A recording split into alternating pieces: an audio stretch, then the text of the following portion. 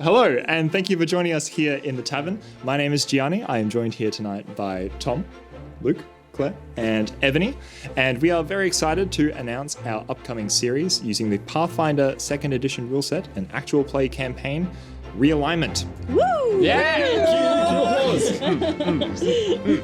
Title screen here. Tonight we're going to be having a bit of a chat about the show, about who we are, and the campaign itself. So these guys are our beautiful cast of the show that are with me here. Well, cast. Cast. Oh, Tom. And over here we have the darker side of production Yes. and set design. We have Ebony, our very talented set designer over here, who will be talking to us tonight about what we have in store. Yeehaw. So, Ebony, first of all, do you want to just tell us about yourself? Sure. Hello. I am Ebony. I do many things, making and theater and all sorts of stuff. I have the pleasure of designing and building this set with my wonderful partner, Tyler, and a bunch of cool folks. Lots of scenic art done by the amazing, Shout out to Regan. Yeah, as Regan well. Ainsley. Canvas and Twine on Instagram. Check her out. And we all play tabletop games together, and we're all very excited to get this show off the ground. So why don't we get straight into it? First question, how did you all get into tabletop role-playing? I rolled a dice once, and it just snowballed from there. It awoke something inside of me. Once you see those dice roll, you just have to keep rolling. So my first time playing a role-playing game was with Gianni, actually. Oh, sorry about that. I remember my first time experimenting with RPG. We all volunteered for the Woodford Folk Festival, and we came out of it looking for something to keep in touch and do continuously together. And I was brought into a game of Pathfinder. With First edition. First edition, yeah. And when was this? Back in the old days. Let's not- So Was many that years ago, yeah. 2015? Long Or for 2014? Needless to Longer. say, Yeah. before times. Yes. 2013, 2014, I think. Yeah. And I played a cleric called Farquaad, and as I played through that game, I realized what that actually says. Which Everyone has a first character experience Oh, yeah. in role-playing games where you God. are just like, oh, is this what this is? Pathfinder is a fascinating first character time as well, because if you haven't played first edition Pathfinder, it is very there's a lot of options. It is a big rabbit hole. Yeah. And I've spent many hours of my life just like going down spirals of like character options and building stuff and being like, but what if this one? But this is better. But maybe I should do this, and then just stumbling across an entirely different thing, and I'll be like, maybe I should multi-class into that. It's a lot. And my first character it can absorb was your entire like life. Sal Redman, which was a Ifrit investigator gunslinger. Oh, man.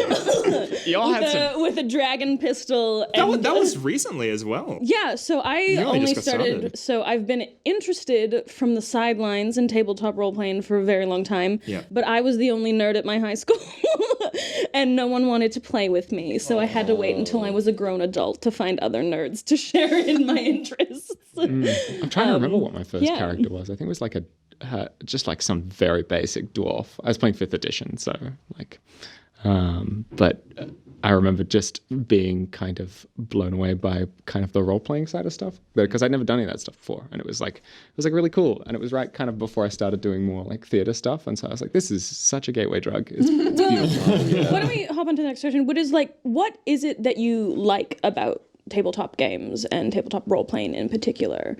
What really draws you to it, and why you enjoy it Chaos. so much? Unadulterated chaos. I mean, there are those players. But I think for me, it's about like playing those scenarios. I love pitching these games as you are collaboratively creating a fantasy book where you have a character and someone's building the world that you react to, and it's everyone being invested in like this little episodic show almost that you have such a huge part to play in. Absolutely. Like, that is probably my favorite thing about the idea of, like, you know, Pathfinder, Dungeons and Dragons, all of that kind of thing, is that what it is, it's across so many demographics. Like, I say that all just big nerds play it, but no, so many people play these games, and what it really is just a bunch of generally grown-ass adults sitting in a room telling stories with their friends, which I just think is the most beautiful thing ever. I remember hearing somewhere, I can't remember who said it, so please forgive me for, for not accrediting this properly, but I remember hearing a concept where it's like, actually, role-playing games and, you know, like Dungeons and Dragons, Pathfinder, are really games about listening. And it's kind of when that clicked for me, I really started to enjoy them a lot more. Because you sort of go into it thinking like, oh yeah, I'm going to be like the hero and I'm like the, you know, the protagonist of the story. I'm the Harry Potter. I'm your Frodo Baggins kind of thing. But like when you get into the thick of things, you know, like you're only one person at a table of 4, 5, 6 people. And it becomes, you know, like it's more about the fellowship at that point, really. And you spend 10% of the game, 20% of the game with the spotlight. And so when you learn to appreciate like other people lighting up their eyes when they like think of a really great idea and they do cool shit, just like sitting there and watching other people get to live out their like fun ideas is the funnest thing. And also like creating that synergy too when you like, you know, like you've been playing together for a while and you know what that character's going to do next and you coordinate, and sometimes you don't even have to talk about it and then you just pull off amazing shit together. And like it's really great to kind of get into that flow with a bunch of people in a room and just make a cool story together. Well, do you have any like favorite standout moments from like any games that you can remember? I have a lot. Yeah. That's a toughie. Honestly, like diving off that tower. Oh yeah. Oh yeah. That was amazing. Diving off that tower to save like the girl that I was suddenly in love with. And just being Your like, plotline, not mine. yeah, I know. Like I was just like, oh my god, she's a big woman. I love her. That One was big lady. yes. No, That's for context, this was a campaign that Gianni ran for us a couple of years ago. and yeah, that was an epic ending where it was just like this mad battle on top of this huge tower. Like, what was it, like 50 stories or something? Something nonsense. And then it just ended up, because I dived off one side to save her and you guys dived off the other side, and it was It's a classic anime kind of hero moment. Like I think I actually prefer all of the like the little stuff. Like the I think that's really what separates it from just playing a board game or engaging in some other like contained storytelling experience, is that like, you know, you get all of those like big dramatic moments, you get all that told to you, but it's just all of that good like tasty stuff that you create together, just like on the fucking cart ride to the town or whatever, or you come up with an in-joke that then spirals into a complete storyline of its own and like builds over time. Like those moments are great when you have them, but I think my frogs. Yeah. My frogs. Yeah, the frogs. My frogs. The And they frogs. were mine. Or yeah, just those like recurring things that you build as like fleshed out fiction that you don't get with other experiences. Like something that like in the example of the frogs, your boggart friends, you know, something that I would just set up as like, you know, like a one-off episode session that then you decide like, no, this is my life calling. I must make peace with these frogs. I will become the diplomatic emissary to will this make hats for them. frog culture. That's how I'll win them over. And Gianni just has to go with it sometimes. Yeah, right? Yeah. Oh, there's very little no from Gianni. It's you know, like I would Yes, I would be eating my own words given the response that I just gave if I didn't listen to you guys and like, you know, what sort of things you wanted to pursue and actually like hand those over to you. Frogs. Well, do you have any favorite moments from the your side of the DM screen, so to speak? Is there any standout moments, games for you? Oh, that's really hard. I like it's such a great feeling when people sort of like pick up a thread that you're dropping down and can actually like see the sort of like the gears whirring in their head as they start to like put things together and like all of those little moments, as you were saying, is kind of like what really makes it for me. And I don't know, like I I love the drama of it all, honestly. And seeing the answer I was going to give before for my favorite moment, I actually have to give credit to Luke for, because it was in one of like our early campaigns that I was running. There was a moment where a huge like stone elemental or stone giant. We had this whole like Shadow of the Colossus sequence going on where they were like climbing up this thing to try and like stop it as it was rampaging. It was great. But Luke, as a pure like moment of character, his paladin decided to I can't remember like what the context of the moment was, but basically like this thing was going to just like slam down on you and the party, and you as the paladin were like, no, I'm gonna be a selfless person and run forward and stop this, and just like by the might of your shield just like ran forward and tried to block this huge blow. And I was like, look, if you get a natural 20 on this, I'll let you stop the blow. And lo and behold, Luke just rolls a natural 20. Yes. And that was the moment that I was like, this is the best game. I remember that so vividly, because it wasn't trying to save the whole party and myself. It was trying to save like one tiny little kobold with a cannon. Oh, that's right. And he wasn't even that useful. Poor kobolds, they get such a bad He was rap. just trying to scale it and like pick at it with a pickaxe. But I was like, no, I gotta save him. And then it somehow worked. Yeah. So, and just, like the spontaneity of that is just like stuff that you'll remember forever. And you like sort of, it's ingrained in your mind as though it's your own lived experience. Like it's your memory. And that's what I really, cherish as a GM, I guess, like just seeing people do that.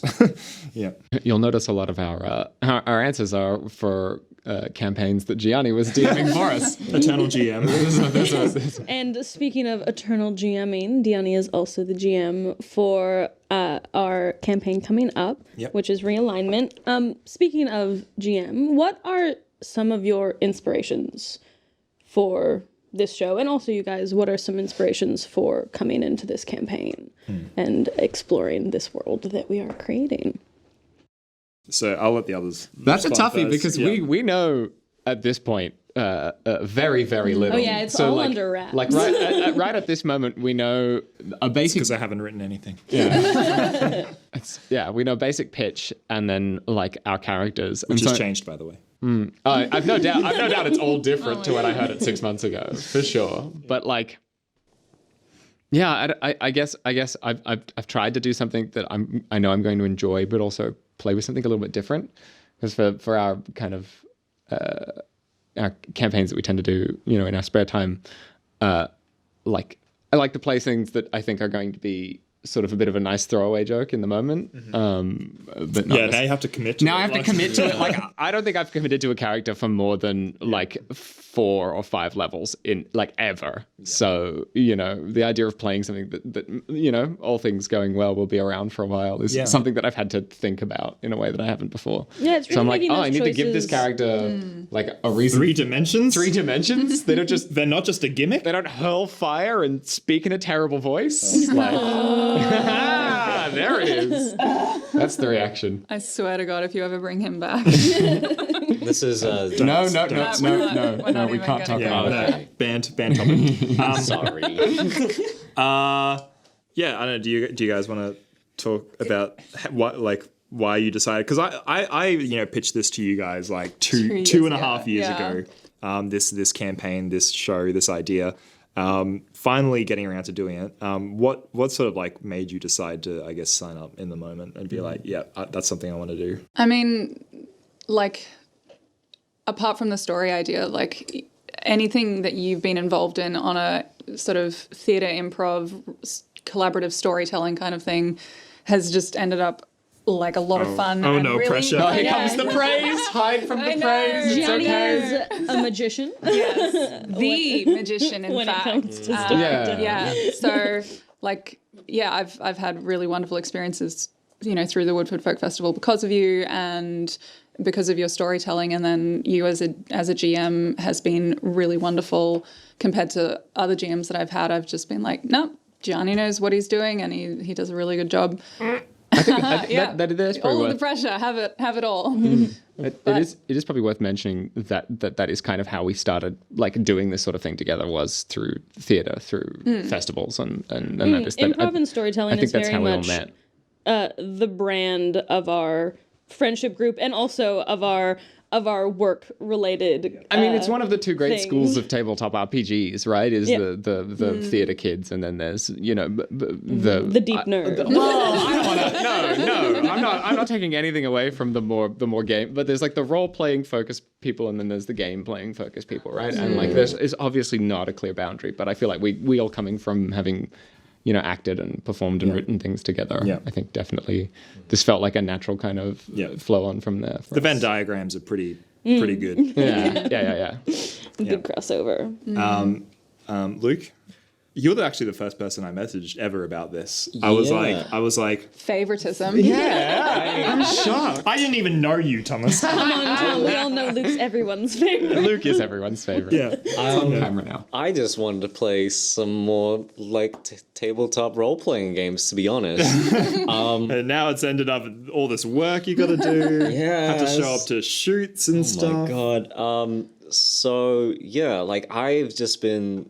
I really respect Gianni as a Guys, as this a is not how storyteller. this is. Just heap it on him. Just piles it. But piles. I was more like I was questioning why G picked me, to be honest, because I haven't done a lot of theater or production stuff in a long time. So I am here. I'll tell you why. Because like every time I've played with you in a like tabletop setting, you have been like the most committed character. Like you like come up with all this like backstory and like think about your motives all the time, and like you always play true to character. Like you don't do it for the jokes.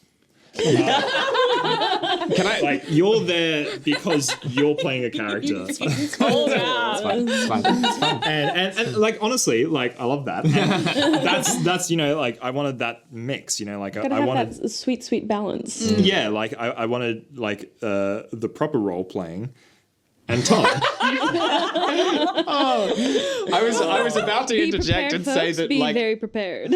Am I the middle of this Venn diagram? Oh yeah, you're great. I was about to interject and say that we're setting the bar really high, but just like I'm chill, not for me apparently. That's good. No. Well, yeah, I guess for context of one of my characters, which was the lawful good paladin, I went to G straight away when we were making that game, and I said, "Can I have a kid?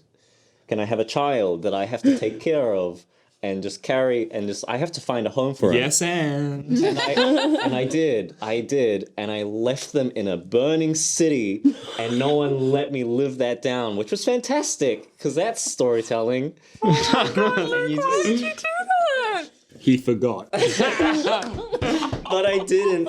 I didn't forget about my girlfriend. I like spent the rest of that No, campaign looking for her. So the funny thing is, I didn't forget my horse. It's okay, they're like a familiar, right? You can just spawn a new one.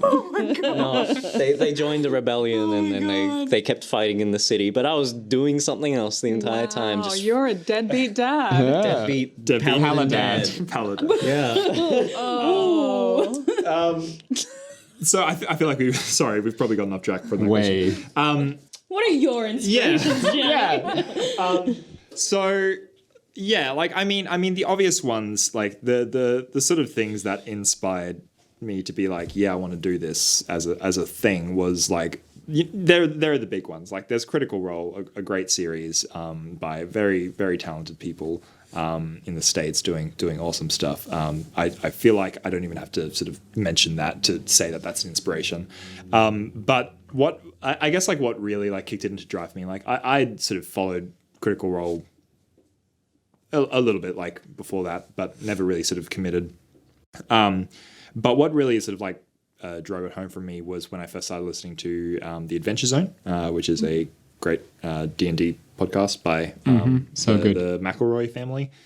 Shout out. But I know that I got you into it as well, and you got hooked pretty much straight away. But their sort of like style of storytelling was very unique, and they had a very like awesome energy that I just wanted to be like, I just wanted to sort of absorb that and somehow sort of carry that into my own sort of hobbies and practices.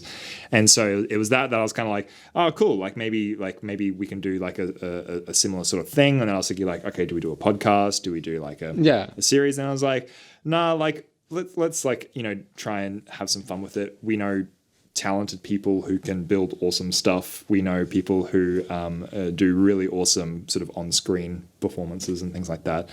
So yeah, bringing a bit of those things together. Why didn't you ask any of those people to do the show? Yeah, we know who we are. They all declined. And yeah, so I guess like for the show itself, that was like its sort of generation, and like this was like, as I mentioned, 2.5 years ago. But really like the catalyst for it was when Pathfinder announced its second edition. Obviously, I have been a longtime fan of the Pathfinder system. As far as like role-playing games goes, it's sort of what first got me into it, and it's what I've sort of decided has been my weapon of choice over the few years. Are there any particular reasons that you've decided to use Pathfinder for this campaign? Yeah. So like obviously like I'm biased, which is fair, and like I think like I guess like the question for this is always like, is it D&D? Is it something else? And that's kind of like where I wanted to sort of like explore Pathfinder as how that could really work in this sort of setting. And sort of, I guess when we start talking about the setting, we can get into that a little bit. But for from my experience, I felt like D&D is a really great game for people getting into the hobby and sort of exposing themselves to it for the first time. And obviously like the big flagship shows that are sort of carrying that as a actual, platform. Let's make it abundantly clear. This is not about like which RPG system is inherently better or not better, right? I think all of us have played those other systems. And so like the question came down to me like do I want to do a D&D show or do I want to do something else? And for me, I just felt like this second edition of Pathfinder has so much to offer for people who have come into the hobby through D&D and want to experience the next thing. It's not as sort of like it doesn't depart from the D20 system as much as other role-playing game systems are, and there are heaps of tabletop role-playing game systems out there which do a lot of really cool stuff. And hopefully we'll be able to visit those at some point as well. Definitely. I really hope to. But Pathfinder for me felt like a really nice natural evolution of D&D 5e. It allows a lot more sort of flexibility in your characters and a lot more sort of insight into their development and growth, which really fit with this campaign specifically. I mean, the team has done an awesome job with second edition as well. It's like It is. It's real fun to play. Yeah. So that is also a big part of it. We all just really like playing Pathfinder too. Like we've had a lot of fun using it. Yeah. So it's kind of like a logical extension of that. Yeah. As well. Yeah. And like to be clear, like we're not sort of being paid by Paizo to say this. Like it's just generally like we play with that system. We really enjoy it.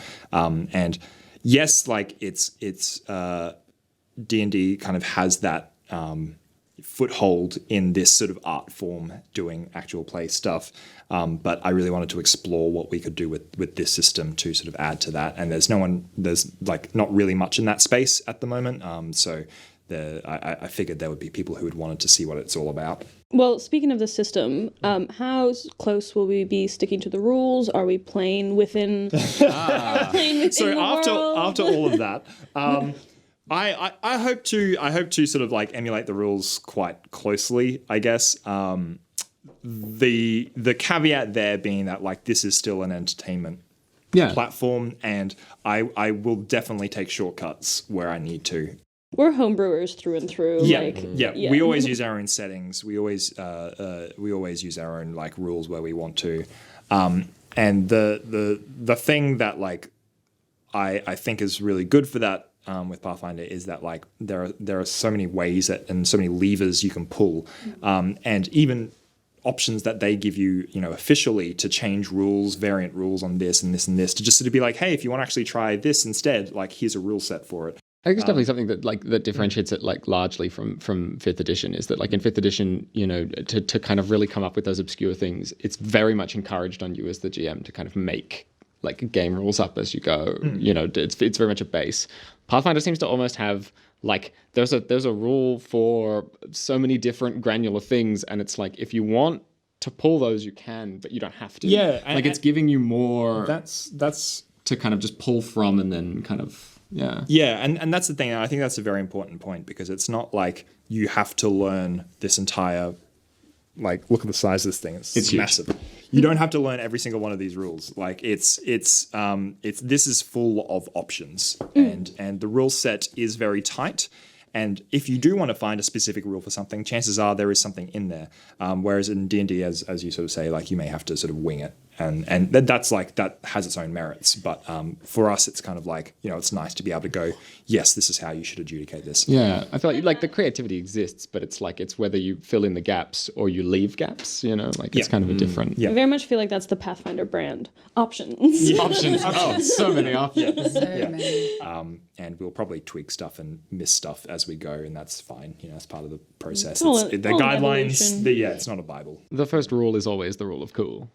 That's the fundamental thing that I think we like to come into this with, right? If it's wildly amazing enough, and it makes sense, that kind of to a point. It's a give and take, right?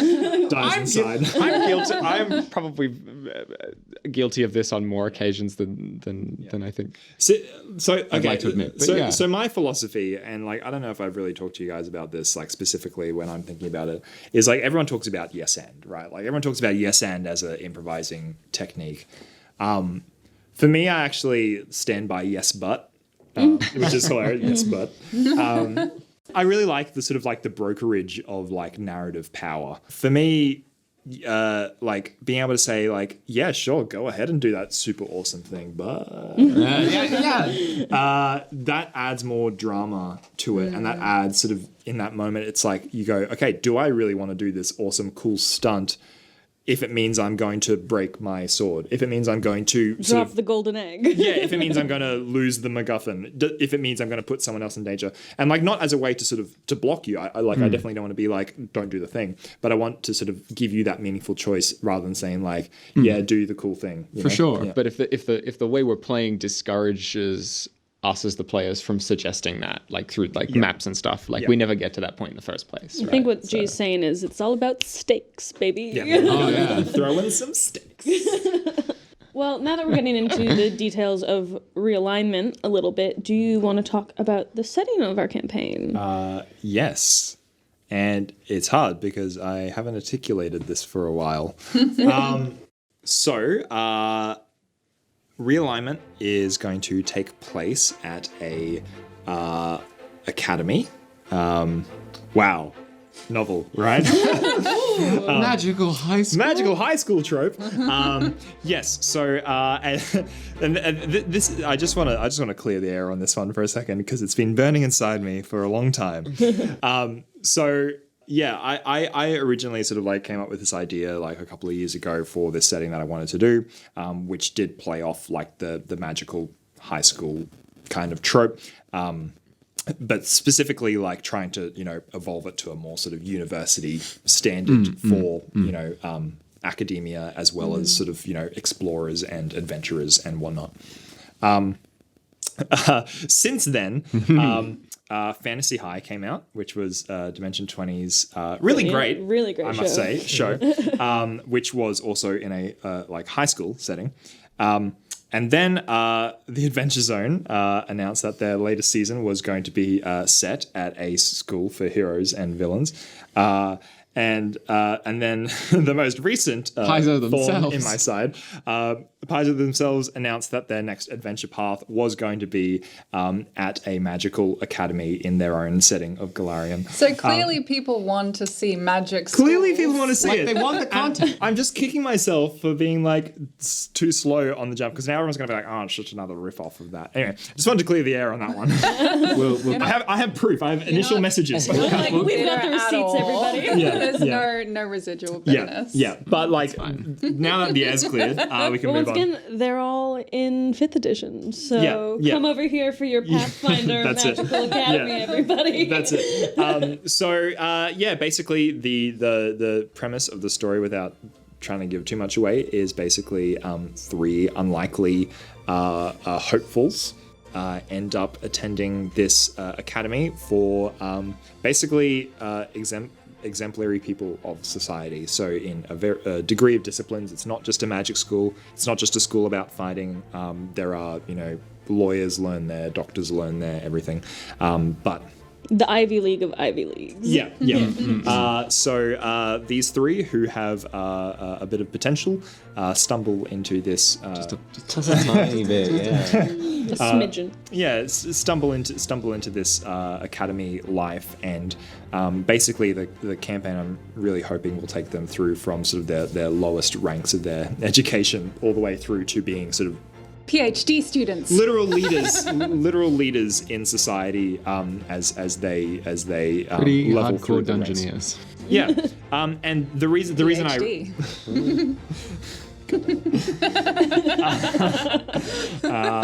Let me just write that down real quick. We can cut that. We can cut that. And the reason this sort of like appealed to me was like I really wanted to explore like your character development and like the choices that you make as characters as you are leveling up and progressing. In most campaigns, it's sort of like it's the other way around. It's you go out and do cool adventures, and then like you sleep on it, and then you wake up with all these new abilities, and you're kind of like, oh cool, I've leveled up, I've now gained this new ability. I had a nap so good I can cast fire. And so the initial like impetus for that was like, actually I'd really love to do a campaign where like as you progress and as you advance and learn new abilities, we actually use those as a sort of foundation for story, and doing scenes where you are actually like, what trials did you have to go through in order to progress and learn those new things. And so the sort of like, I guess the format of it will be, spending a bit of time at school, sort of like going around and doing different challenges and tests and things like that as you sort of progress through your academics, and then going off and doing assignments as you sort of like back and forth and go off and do a sort of, a pretty classic little mini adventure, little mini dungeon crawl as you go off and do an assignment, you get graded on it, you come back, and then you progress, and then you go out and do that sort of cycle as you... All while learning and growing as human beings. Well, hopefully. Yeah, and probably not human. Yeah, anyone human? Is that too much of a spoiler? Are we talking about characters? Are we leaving things? Let's leave that till the end. I do want to get to that, but let's leave that till the end. Okay. Yeah. So we've been working on this for quite a while. Yeah. It's like you said, 2.5 years. This has kind of been matriculating in the background. What work is and has gone on behind the scenes of this whole shebang? I want to throw this one right back at you, me? Ebony. I've caught myself in my own trap. Set designer who has been slaving away in your own house to try and build this beautiful set that we get to use. Yes, and all of these tables and props and everything. It looks amazing. So like big props to you as our big props. Definitely big props. I knew somebody was going to catch it. You can't leave something like that hanging. And also to Tyler and Regan for pulling together this really awesome sort of aesthetic for us. It was really great. Do you want to sure. show a bit behind the curtain about what went into that? Sure. So G approached Tyler and myself like maybe a year ago now. No, less than that. I don't think it was that long. It was It was in the before like times. 8 months. It was in the before times. Yeah. I don't know. Yeah. What day is it? Where are we? Where are we? Approached us and was like, so was like, this is the idea I have. This is what we want. And I want it in a tavern with a fireplace. Can we have that? And Tyler and I kind of looked at each other and were like, yeah, I think so. And then to our surprise and everybody else's, we absolutely nailed it. I'm stoked with how everything turned out. So we built this here in our home studio, and we've been working on it for a couple of months. working away on it. Got amazing like scenic art. Regan did an amazing job with that and a lot of the props. And amazing sound and camera people too. Yeah, and then we've been having the whole production team down here Give turning us a yell, everything Pat and into Cam, sitting behind the camera. turning this into He said woo. He said word. They're alive, I swear. Yeah. turning this space into a full functioning studio and recording venue. Very exciting. It's been like a lot of experimentation using a couple fun new things. And there's a lot of like weird little restrictions that we kind of had to work around and stuff like that. But it's been really exciting.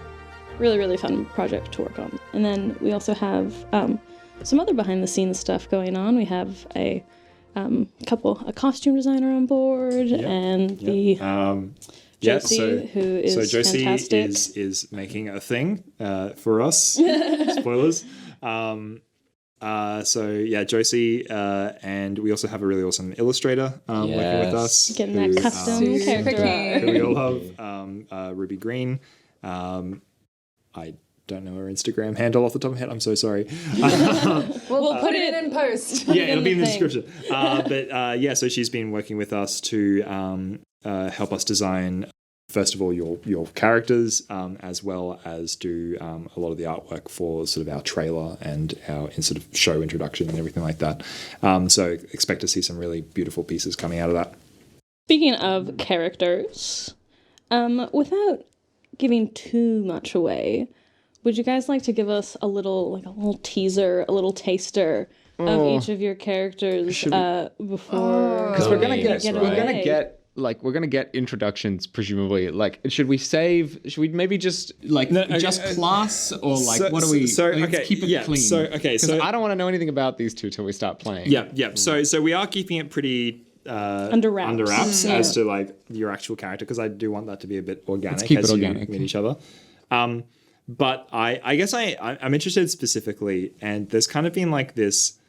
There's been something that I've noticed with each of your characters, and I'm sort of curious as to like, without giving too much away, like what made you each choose this character? Because one thing that I noticed when speaking to you all is you all sort of settled on an idea quite quickly. Like, you didn't sort of be like, oh, I could do this or could do this. You were like, this is my character.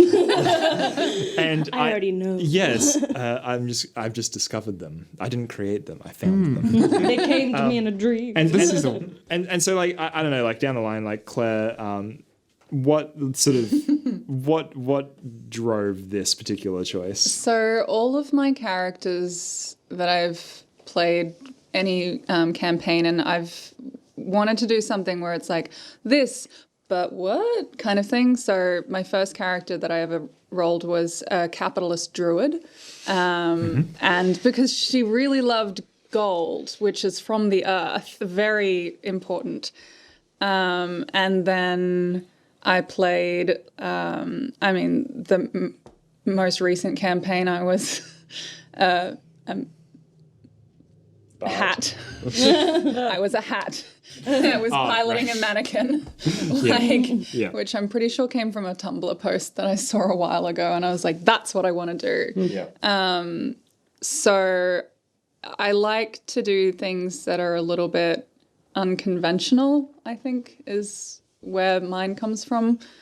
The character's name is genuinely a character name that I've had in the back of my head for someone that I've either wanted to like write a story about or play as for literally years. And so I had this super clear idea of this personality that goes with this name, and like this character being very, very out of sync with the world that they come from, and that you've got this very it's hard to say without giving any of it away. But yeah, this person who's like, very like, just, you're like, are you from that genre or are you from this genre? No, you're from that genre.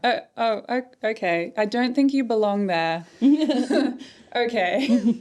That's how I would describe where that comes from. And I guess if you could sum up their reason for like joining this academy and they're taking this new leap in their life, what draws them to that?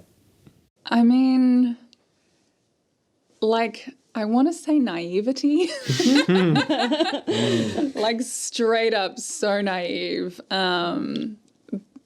Yeah, like, I mean, there's the line, but I don't know if you want to save that line for like the actual. We'll keep that. Yeah, one. we'll keep that. The thing that makes her do what she does. All right, very cryptic. Luke, what drew you to this particular character? So, when I do have free time to think about role-playing characters, I make a billion. And this guy is probably a culmination of 3 or 4 of them. But what I do with the characters that I love the most is, like, just give them, like, a severe flaw that you kind of have to commit to seeing what happens if they go through with it. A flaw you can't metagame your way out of. That's it. Yeah. Like if you see an opportunity to do what this character would do, even though it's gonna suck, you gotta do it. And I really enjoy like the commitment to keeping going with that and doing it in a way that like really benefits the story but doesn't detriment the team too much, I guess. But when it does, it does, I guess. And it's one of those interesting things as well because like with the introduction of hero points and my ability to sort of say like that was really cool or like that was a really good bit of role playing, like this is the kind of reward system, I guess, for that level of commitment where it's like, yes, you may be indulging your vices or your flaws, but like, hell yeah, that was cool. Like, it is something that Everything you can went actually, wrong, but that was still pretty badass. yeah, and that's something that really like, adds drama, adds stakes, and that's really awesome. If everyone's an optimal, perfect character, there's nothing happens, and I'd really encourage you all to lean into that. Yeah.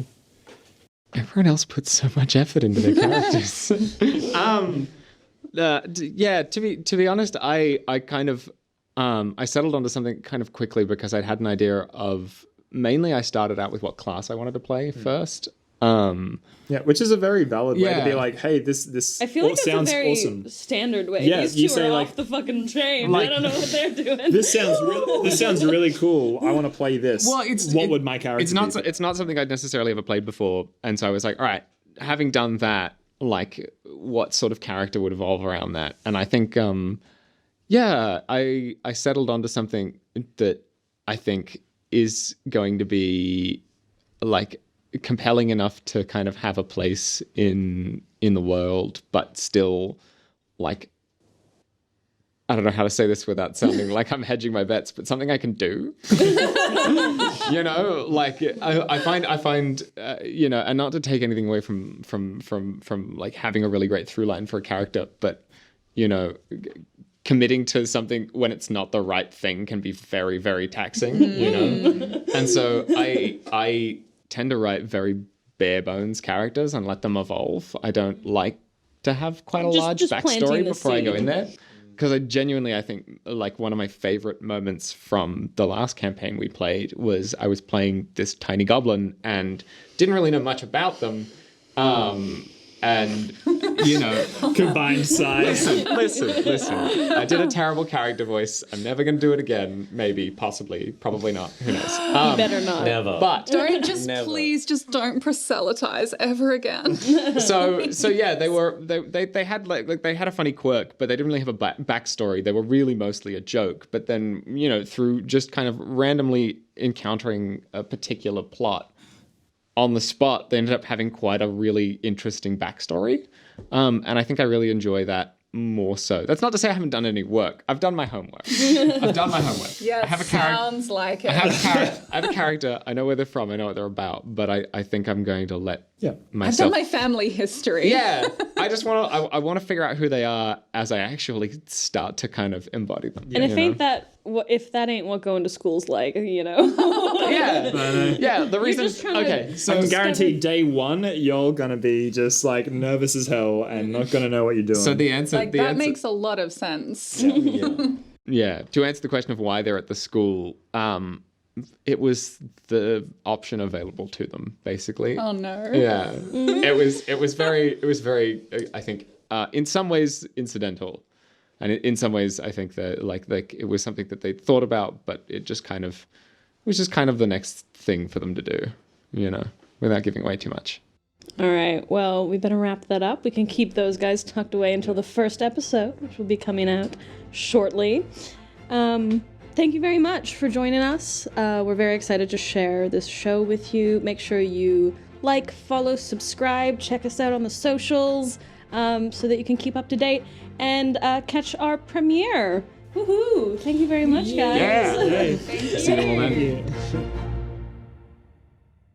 The reason it took an hour is because Pat's Digimon went off. Oh man, we have to blame Pat's Digimon. You can't blame the Digimon. Come on. He needed to be fed. Yeah. My You Digimon want to start? My Digimon pooped himself to death for your art.